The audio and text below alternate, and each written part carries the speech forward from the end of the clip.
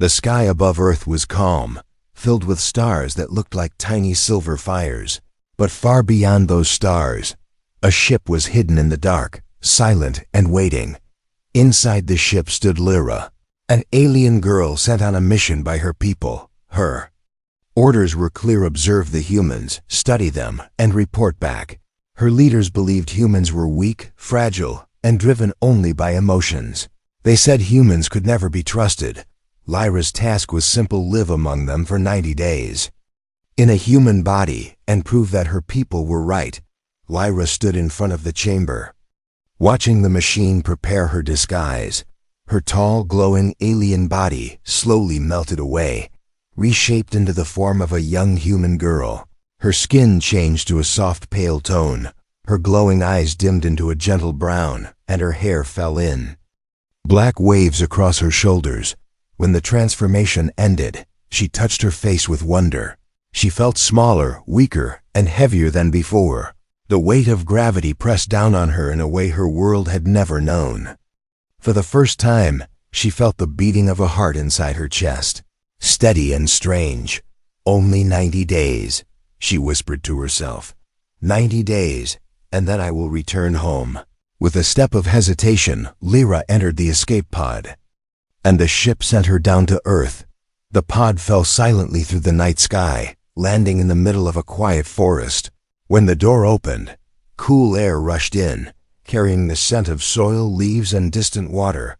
Lyra stepped out barefoot, her new human body shivering under the chill. She wrapped her arms around herself and whispered, "So this is Earth." At first, everything seemed ordinary: the rustling trees, the insects humming in the dark, the wind brushing against her skin. But each detail felt sharper than she imagined. The sound of an owl startled her. The feeling of cold grass beneath her feet made her gasp, and the soft glow of moonlight made her pause in awe. She had been trained to resist fear, but her new human body betrayed her. Her heart raced, her skin prickled, and she could not control her breath. Was this what it meant to be human? To feel so much at once? Lyra started walking toward the town she had studied from space. Her mission was clear: blend in, learn, and observe. But as she took her first steps along the dirt path, she stumbled, falling onto her hands and knees. Pain shot through her palms, sharp and real. She stared at the tiny cuts, blood forming like red jewels on her skin. On her world, wounds healed instantly. But here, her body was weak, fragile, and slow. She felt anger, but also curiosity. Why did this weakness feel so alive? She continued her walk, hiding her strange thoughts. The forest soon opened into a small road, and far in the distance, she saw the faint lights of human houses. Her mission files told her what to expect: machines called cars, buildings made of stone and glass, people living their short lives day by day. But seeing those glowing lights in reality made her heart tremble. Each step closer filled her with both fear and excitement. A sudden sound broke her thoughts: the rumble of an engine. A car appeared on the road, its bright lights flashing across her face. She froze, confused by the noise. The car slowed, and the window rolled down, revealing a young human boy staring at her. His eyes widened, not with fear, but with concern. "Hey, are you okay?" he asked, his voice gentle. Lyra blinked, unsure how to respond. She had trained for human interaction, but now the words slipped away. I'm lost," she finally said, her voice trembling. The boy stepped out of the car and offered her a jacket. "You must be freezing," he said, placing it around her shoulders. Lyra felt warmth spread through her body, not from the jacket, but from the kindness in his eyes. No one had prepared her for this strange feeling that stirred inside her chest. "Come on," the boy said. "It's not safe out here. I'll take you into town." Lyra hesitated, remembering her mission, remembering she was supposed to stay distant, but the cold air bit at her skin, and the warmth of the jacket tempted her. She nodded slowly, following him toward the car. As she sat inside, the world rushed past the window trees, houses and streets lit with glowing lamps. Every sight filled her with wonder. Every sound echoed inside her new human body. She reminded herself that this was only a mission, only 90 days, yet as the boy smiled at her and asked her name, she felt her heart beat faster. She whispered softly, "My name is Lyra," and at that moment, she realized something her people never told her. Living as a human was going to be far more difficult and far more dangerous than she had ever imagined. The car rolled into the quiet town, its headlights washing over empty streets. Lyra sat in the passenger seat, staring wide-eyed at every detail outside. Shops stood with glowing signs, houses lined neatly together, and small gardens bloomed even at night. Her mission files had described these things, but reading and living were two very different worlds. Her new human heart kept racing, every sound and sight sending strange shivers through her body. The boy who drove the car glanced at her from time to time. "You're really quiet," he said softly. "Don't be scared." "I'm not going to hurt you." Lyra turned her head, studying his face. He looked so ordinary: brown hair, tired eyes, a simple smile. But something about his voice carried warmth that she could not ignore.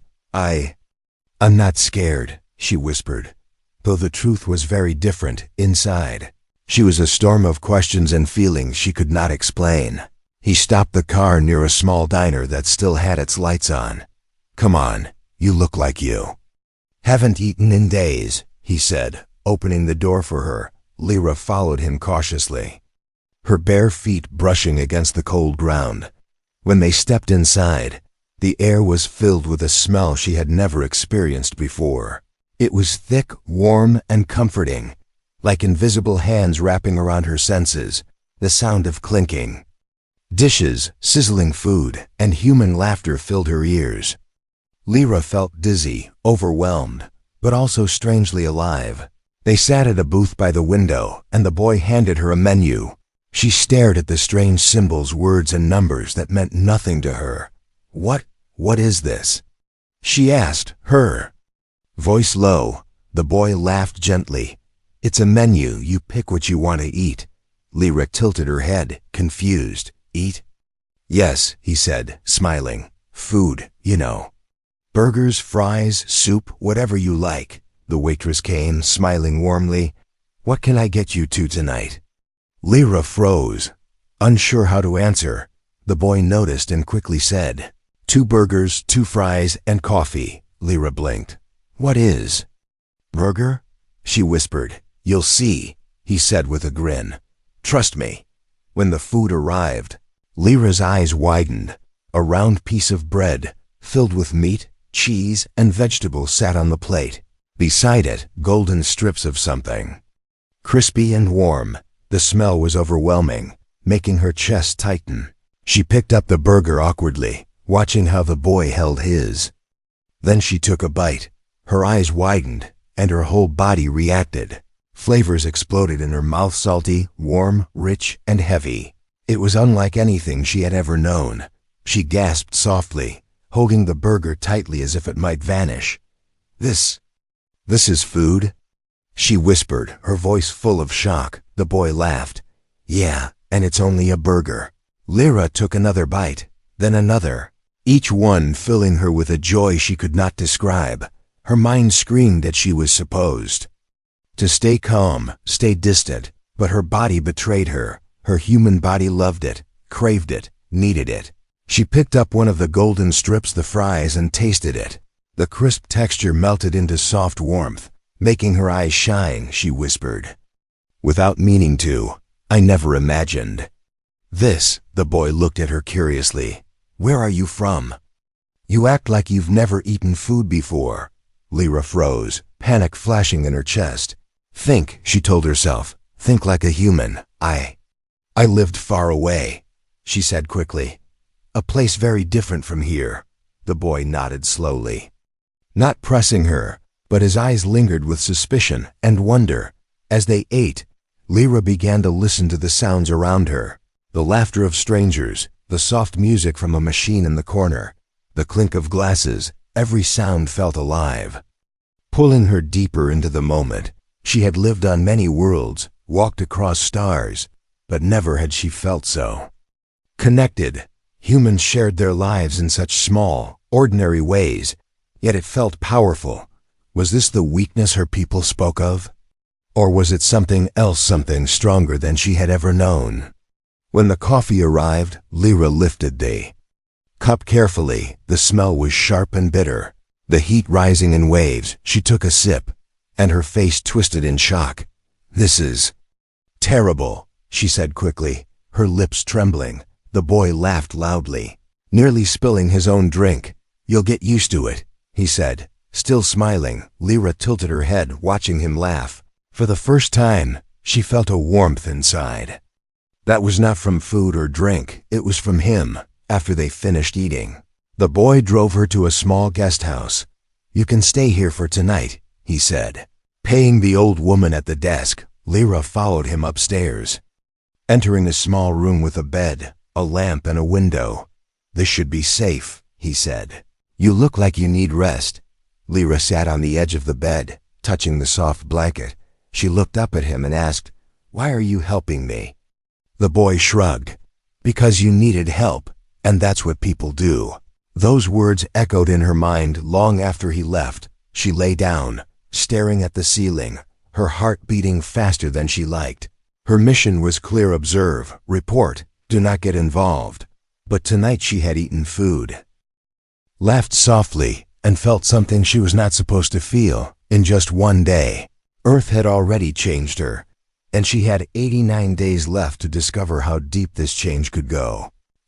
Morning sunlight spilled into the small room, painting the walls with gold. Lyra opened her eyes slowly, her body heavy, her chest rising and falling with steady breaths. It was the first time she had ever slept, truly slept. Her alien mind never needed it before, but her human body had forced her into it, pulling her into dreams she could not control. She sat up, touching her face, whispering to herself, "So this is what rest feels like." Her mission still echoed in her head: observe humans, remain distant, never bond. Yet when she stepped out of the guest house, the boy was already waiting for her. He leaned against his car, hands in his pockets, smiling as if they had known each other for years. "Morning," he said. "You looked like you needed that sleep." Lyra tilted her head, studying his expression, searching for the hidden reason behind his kindness. "Why do you care?" she asked softly. He shrugged. "Because everyone deserves care." He offered to show her around the town, and though part of her wanted to refuse, another part of her was curious. She agreed, walking beside him through narrow streets filled with the morning bustle. Shops opened their doors. Children laughed as they ran past. People carried baskets of bread and fruit. Everywhere she looked, life moved with a rhythm both fragile and powerful. Her people had called humans chaotic, but here she saw order hidden inside the chaos. Each smile, each small act of help, each loud greeting felt like threads weaving an invisible net of connection. As they walked, they stopped near a small park where children played. One child stumbled and fell, scraping his knee. Lyra froze as she watched the boy run to the child, lifting him gently and comforting him. The mother arrived, thanking him with relief in her eyes. Lyra's chest tightened on her world. Weakness was discarded, yet here, weakness brought others closer. The wound on the child's knee was small, yet it had pulled strangers together in kindness. She touched her own palms, remembering the cuts she had suffered the night before. For the first time, she wondered if human pain carried hidden strength. The boy noticed her silence. "What are you thinking?" Lyra looked at him carefully. "Humans. They help even when they don't need to. Why?" He smiled faintly. "Because one day you might be the one who needs help, and then someone else will give it. It's how we survive." Those words sank deep into her mind, breaking the image her people had painted of this species. Later, they entered a bookstore, and the boy handed her a thin paperback. "You should try reading this," he said. "It's simple, but beautiful." Lyra opened the book, her eyes scanning the printed words. Her people had advanced libraries of knowledge, but this was different. The words were not about science or war, but about love, dreams, and heartbreak. Her chest ached as she read, as if the words touched something. Buried inside her human heart, she looked up at him and asked, "Do humans always write about feelings?" "Most of the time," he said with a small laugh. "It's how we share what we can't say out loud." That evening, the boy took her to meet his friends, a small group sitting around a fire near the edge of town. They laughed, argued, shared stories, and welcomed her as if she belonged.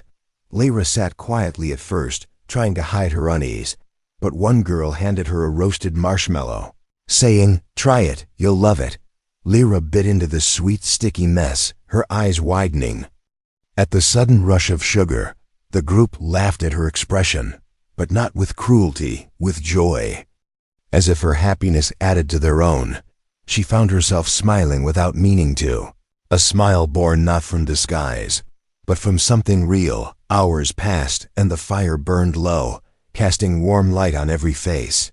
Lyra listened to their stories of childhood, mistakes, hopes, and fears. None of it was logical, none of it was efficient, yet all of it felt powerful. She realized humans connected not through strength, but through honesty, through sharing pieces of themselves. Her heart ached in a way she did not understand. It was dangerous. She knew she was supposed to study them, not become one of them, but the thought of leaving this warmth made her chest tighten painfully. When the night ended, and the boy walked her back to the guest house, he asked, "So, what do you think of us humans so far?" Lyra hesitated, her mind battling her orders. Finally she whispered, "You are not what I expected." The boy smiled at her words, but Lyra's mind was heavy, because she knew she was no longer only observing, she was beginning to connect. As she lay in bed that night, she placed her hand over her chest, feeling the steady beat of her human heart. She remembered her people's warning, "Do not let them in. They will weaken you." But here, in this small town, among strangers who treated her like one of their own, she wondered if weakness and strength were not the same thing. Her 90 days were passing faster than she wanted, and though she tried to resist it, the web of human connection was already pulling her in. The days passed quickly, and Lyra found herself walking more often among the humans. At first, she thought it would be easy to keep her distance, but the truth was different. Every day brought her face to face with something she had never felt before: kindness, laughter, confusion, even pain. Her alien heart wanted to remain cold and distant, but her human body betrayed her. Every small moment pulled her deeper into their world. One afternoon, the boy took her to the edge of town, where old houses leaned against each other like tired bones. The streets were cracked, the walls were broken, and the people moved with weary eyes. Lyra frowned, whispering, "Why does this place look so fragile?" The boy sighed.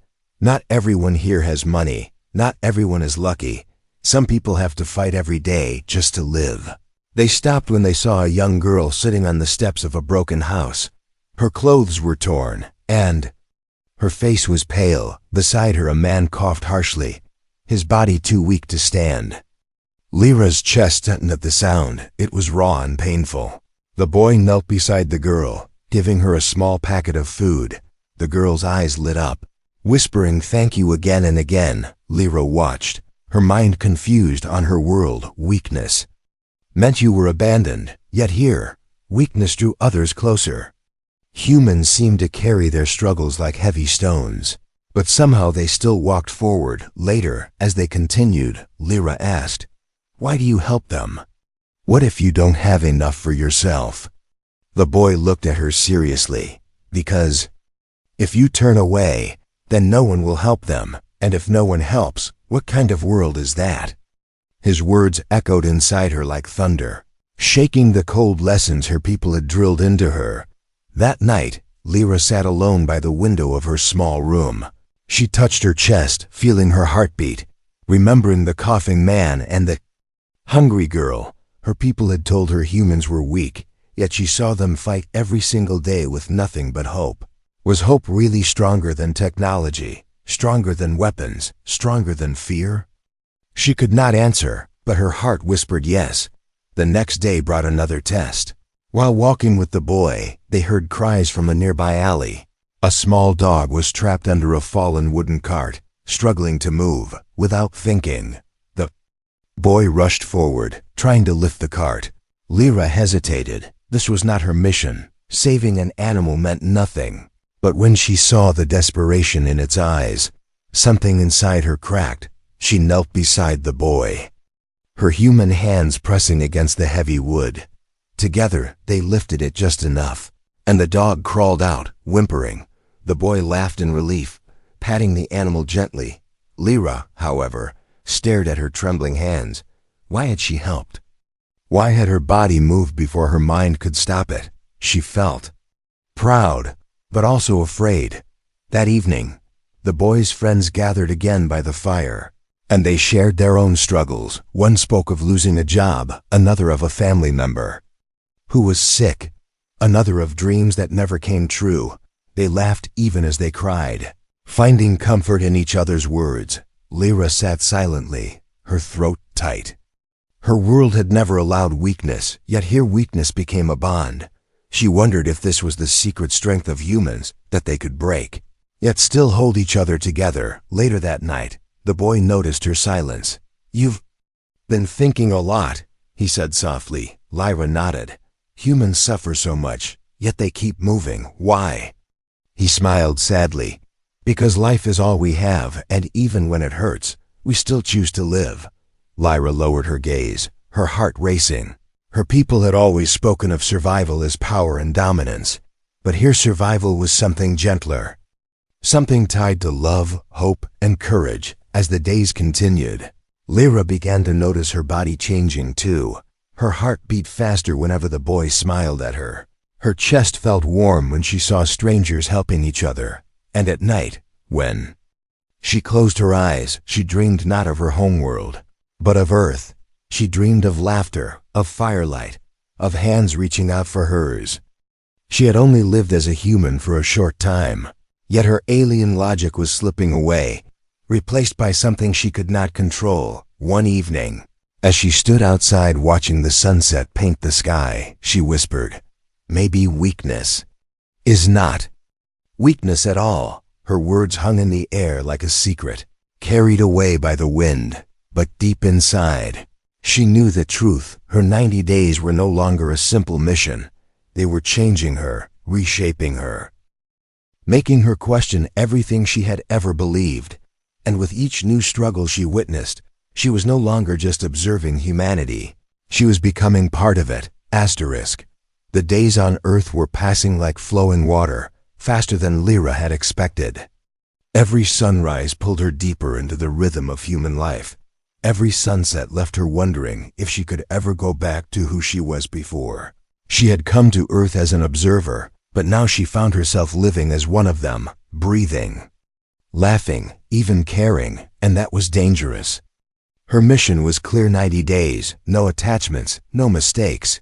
Yet her heart was already betraying her. One night, Lyra sat with the boy on the roof of his house. The stars glittered above, the same stars she had once crossed in her alien ship. For a moment, it felt like two worlds were colliding, her past and her present.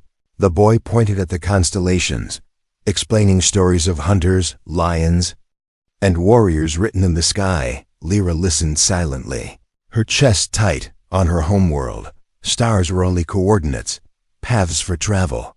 But here, humans turned them into stories of courage, loss, and dreams. She whispered without meaning to, "Humans, you see meaning in everything." The boy turned, looking at her carefully. "And you don't?" Lyra froze, realizing she had said too much. She quickly looked away, her hands trembling in her lap. The boy tilted his head, suspicion flickering in his eyes, but he said nothing. Instead, he simply smiled. Though she felt his curiosity growing stronger every day, the truth finally came out when disaster struck. It happened on a quiet evening as they walked through the town. A car suddenly swerved onto the sidewalk, its headlights blinding, its engine roaring. Lyra reacted without thinking. Her human body should have been slow, fragile, but deep inside her alien strength still remained. She pulled the boy aside with such force that the metal railing nearby bent under her grip.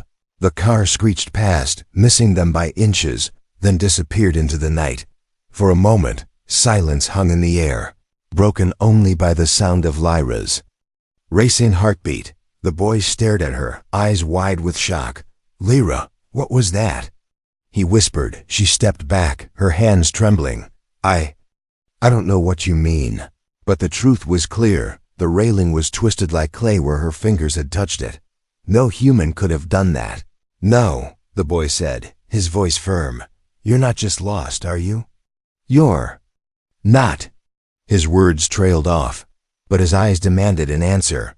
Lyra's mind screamed to lie, to hide, to protect the mission. But her chest ached with something stronger than fear. She whispered, her voice breaking. "I'm not like you. I'm not human." The words hung between them like a blade. Sharp and dangerous, the boy blinked, trying to process. Then, "What are you?" Her throat tightened, and she forced the words out. "I'm from another world." For a long moment, he just stared at her, his expression unreadable. Lyra felt her chest crush under the weight of silence. She had ruined everything: the mission, the disguise, the fragile bond she had built. Her people had warned her that humans would fear her, hate her, reject her. She waited for him to run, to shout, to betray her, but instead, he sat down slowly on the curb, covering his face with his hands. When he looked up, there was no hatred in his eyes, only confusion, wonder, and something she did not expect. "Trust. You saved me," he said softly. "Whatever you are, you saved me." Lyra's lips parted, but no words came out. She had prepared for anger. "Not for this." The boy leaned closer, his voice steady. "You feel things, don't you? You laugh, you worry, you care. That's human enough for me." Her eyes widened, her heart pounding painfully. No one had ever spoken to her like that. Not as an alien, not as a spy, but as if she truly belonged. Tears stung her eyes, strange and warm. Her people had called tears a weakness, but here, sitting beside him, they felt like release. She whispered, "You don't understand my people. They'll see this as betrayal." "Then let them," he said firmly. "You're here now with me, and that's what matters." That night, Lyra sat in her room, staring at her communicator. The glowing device pulsed with messages from her ship. Warnings, commands: return immediately, do not engage. Emotions are contamination. Her hands trembled as she turned it off. For the first time, she ignored the voices of her people, choosing silence instead. But silence carried its own danger. Her species was watching, and they would not forgive disobedience. She knew this truth like she knew her own heartbeat. Still, when she thought of the boy's words, "That's human enough for me," her fear bent into something else. Not weakness, not betrayal, but choice. Lyra looked at her reflection in the window, the face of a human girl staring back at her. She whispered, "What am I becoming?" And deep inside, she already knew the answer.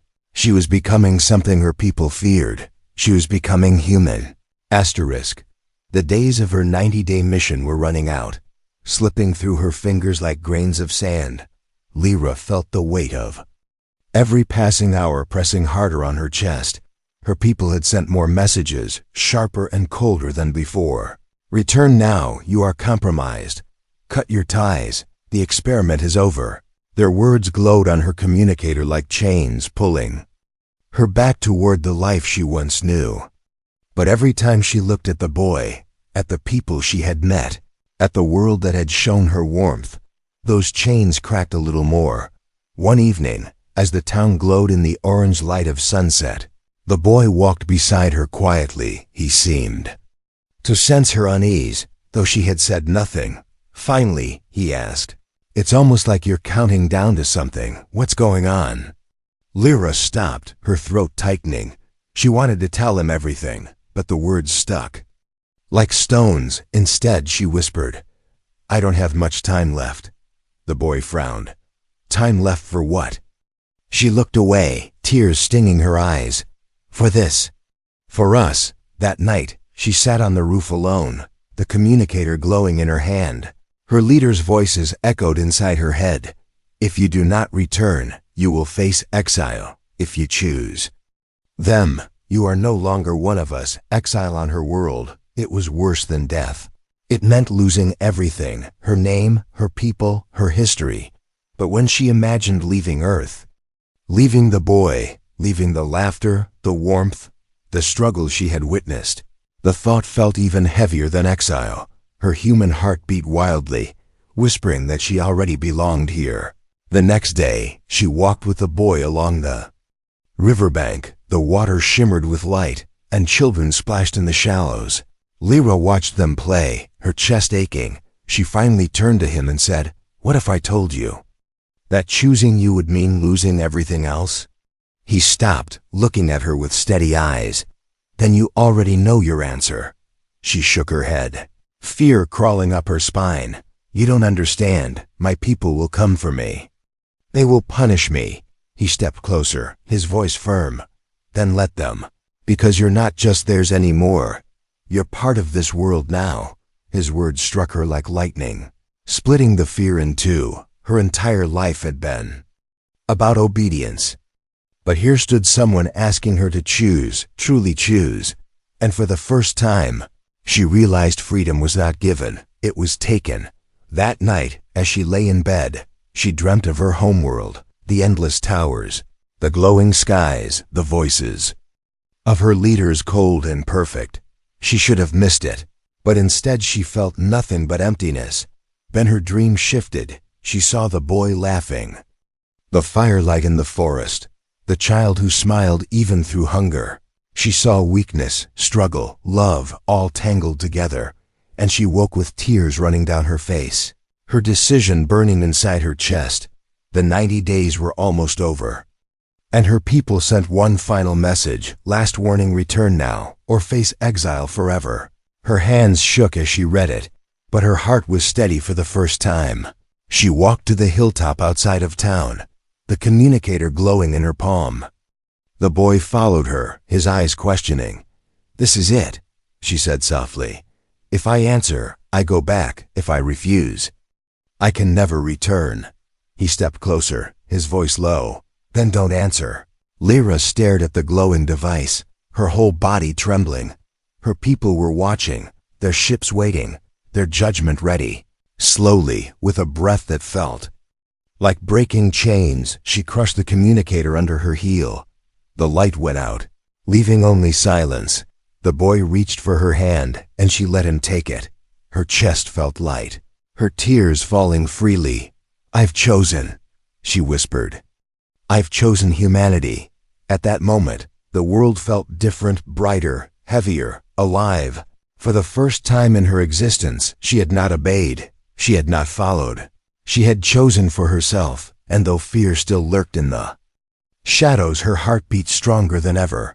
But above the clouds, unseen by human eyes, her people's ship stirred. They had watched her betrayal, they had seen her choice, and they would not remain silent forever. Lyra knew the storm was coming, but she also knew she would face it not as an alien spy, not as an observer, but as something far more dangerous. A girl who had lived as a human and had chosen to stay one. The 90th day came quietly, hidden inside the soft morning light. Lyra woke with the weight of time pressing heavily on her chest. She had reached the limit her people had set, the edge of her mission, the point where she was supposed to return. But she had already broken her orders, already chosen a path her people would never forgive. The communicator lay in pieces on the ground, silent and dead, yet she could still feel the gaze of her species above. Watching, judging, preparing. The boy sat beside her, his hand resting near hers. "You're still here," he whispered, as if testing a fragile truth. Lyra nodded slowly. "I am. And I don't regret it." But even as she said the words, her eyes turned to the sky. The clouds drifted peacefully, but she knew what waited beyond them. Her people's ships, cold and merciless, engines ready to descend. The choice she had Mate had saved her heart, but it had also painted a target on her life that evening. The town gathered for a small festival. Lanterns glowed in the streets, music drifted through the air, and laughter echoed from every corner. Lyra walked among them, her heart trembling at the beauty of it all. Humans danced even when they were tired. They celebrated even when they had little. They found joy in every fragile breath of life. She thought to herself, "This is what my people never understood. This is the strength they feared." Children ran past her, holding sparklers that drew bright lines in the dark. An old woman smiled at her, offering her a flower. Lyra accepted it with shaking hands, pressing it to her chest. For the first time, she felt not like a visitor, not like a stranger, but like one of them. Her human heart beat faster, whispering, "You belong here." But just as the music reached its height, the sky above split with light. A low hum filled the air, deep and heavy, shaking the ground beneath their feet. People looked up, their smiles fading. Lyra's breath caught in her throat. She knew that sound, that light, that shadow, falling from the stars. Her people had come. A massive ship hovered in the distance, hidden behind the clouds but close enough for her to feel the vibration in her bones. Her chest tightened as memories of training, of orders, of loyalty, crashed against the choice she had made. The boy grabbed her hand, his voice urgent. "Lyra, what is that?" She turned to him, her eyes wet with fear. "It's them, my people. They found me." Panic rippled through the festival, but the humans did not run blindly. They gathered their children. They held each other. They stood together. Lyra watched in shock on her world. Fear divided, but here, fear united. The boy squeezed her hand. "Whatever happens, you're not alone." Her communicator was gone, but her people did not need it. They would demand her return. They would see her choice as betrayal. They would call her weak. But as she looked at the humans standing together beneath the trembling sky, she saw no weakness. She saw courage born from love. Lyra stepped forward, her voice trembling but steady. "I will not go back." She whispered to the sky, "I have chosen." The ship above gave no answer, only silence and a low hum that made her bones ache. But inside her heart, she felt lighter than ever before. The boy stood beside her, refusing to move. The townspeople, though afraid, did not abandon her. They looked at her not as an alien, not as a stranger, but as one of their own. And in that moment, Lyra realized something her people had never understood. Humanity was not about perfection. It was about standing together in the face of fear. The ship above drifted slowly, its shadow swallowing the stars. Lyra knew this was not the end. It was only the beginning. Her people would return, perhaps with anger, perhaps with war. But she was ready. She had lived as a human for 90 days, and it had changed her forever. She was no longer just Lyra of the stars. She was Lyra of Earth, Lyra of humanity. As the lanterns flickered in the night and the people held their breath, she whispered one final truth to herself. "They will come for me, but when they do, they will find I am not alone." And the night ended not with fear, but with hope.